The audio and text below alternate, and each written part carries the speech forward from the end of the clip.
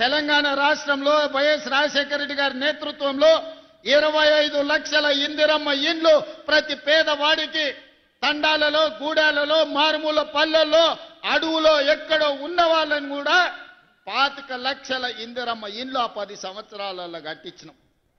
మరి ధనిక రాష్ట్రం 16,000 కోట్ల రూపాయల మిగులు బడ్జెట్తోని చంద్రశేఖరరావు గారికి అప్పచెప్పిన 2014లో కాంగ్రెస్ పార్టీ 10 ఏళ్ళు ముఖ్యమంత్రిగా ఉన్నాడు. నేను ఇక్కడ ఉన్నోళ్ళని అందరిని అడుగుతున్నా, డబుల్ బెడ్రూమ్ ఇల్లు ఇస్తా అన్నాడు కదా, మీకెవరికైనా డబుల్ బెడ్రూమ్ ఇల్లు వచ్చిందా? ఇక్కడ వేలాది మంది ఉన్నారు కదా. అందుకే ఆయన ఎన్నికలప్పుడు చెప్పిన, ఏ ఊర్లో డబుల్ బెడ్రూమ్ ఇల్లు ఇచ్చినావో నువ్వు గా ఊర్లో ఓట్లు అడగాలి. ఏ ఊర్లో మేము ఇందిరమ్మ ఇల్లు ఇచ్చినామో మేము గా ఊర్లో ఓట్లు అడుగుతాం. హనుమాన్ల గుడి లేని ఊరని ఉండొచ్చు కానీ ఇందిరమ్మ ఇల్లు లేని ఊరు లేదు. ఏ ఊర్లైనా గుడైనా బడైనా తాగనిక నీళ్ళ ట్యాంక్ అయినా ఇందిరమ్మ ఇల్లైనా మనమిచ్చిందే. ఇక్కడికి వచ్చిన వాళ్ళు గుండె మీద చేసుకొని ధైర్యంగా నిలబడి చెప్పొచ్చు. ఇవాళ వాళ్ళని అడుగుండ్రి, ఏ ఊర్లో డబుల్ బెడ్రూమ్ ఇల్లు ఇచ్చిందో చూపియమనుండ్రి, ముఖ్యమంత్రిగా నేనే వస్తా. కొన్ని ఊర్లలో పోయి ఉన్నాయి కూలగొట్టిండు.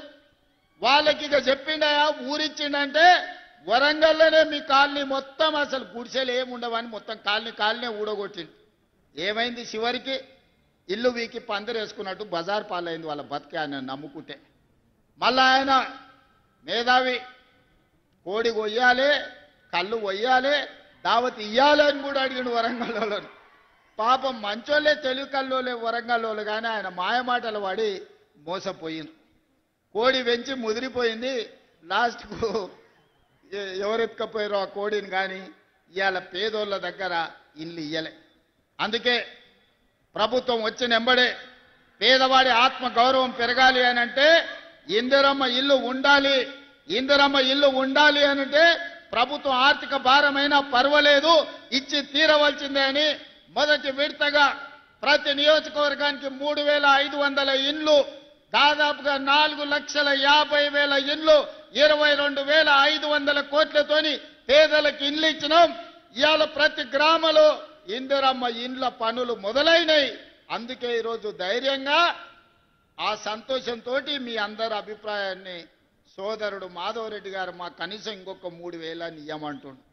ఎప్పుడైనా పండ్లు కాసే చెట్టుకే రాళ్ళు పడతాయి, పెడతామంటే అడుగుతారు, కొడతామంటే దూరం పోతారు. అందుకే మాధవన్న నువ్వు ఎట్లన్నా వేసి ఇంకా మళ్ళీ 3,000 ఇండ్లు రాబట్టాలని ఉపాయం వేసిండు మీ అందరి కోసం. నేను ఇంత పెద్ద ఎత్తున సభ పెడితే మాధవన్న సంతోషంతో పెట్టిండు అనుకున్నా. మాధవన్న మీటింగ్ మతలబ్తోనే పెట్టిండు. ఎట్లయినా ముఖ్యమంత్రి గారిని అందరి ముందు అడిగితే కాదనుకుంటా ఇస్తాడని. నిజంగానే